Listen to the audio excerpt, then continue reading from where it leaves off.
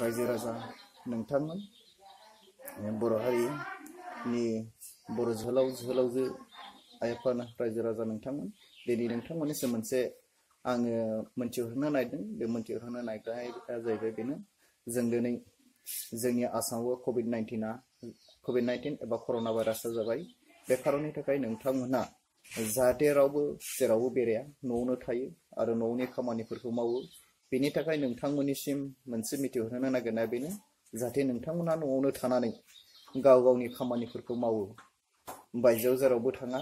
बेनि थाखाय नोंथांमोननिसिम बेखौनो फोरमायहरदों। जोंबो दिनै बेयावनो न' दाख्लाय होनायाव दं, न' दाख्लाय होनाय मावदों।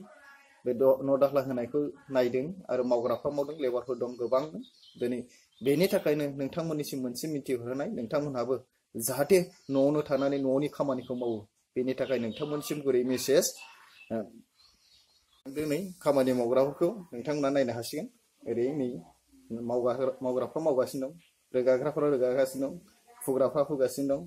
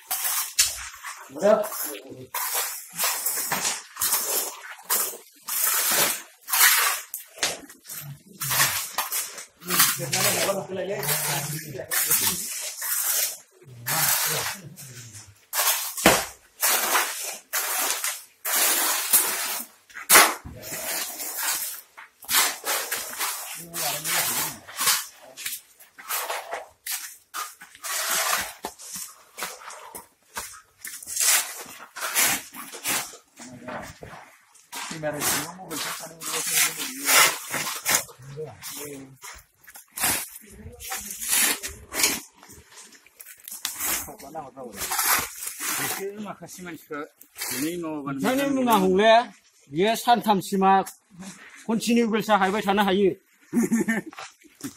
कन्टिनिउ बेलसा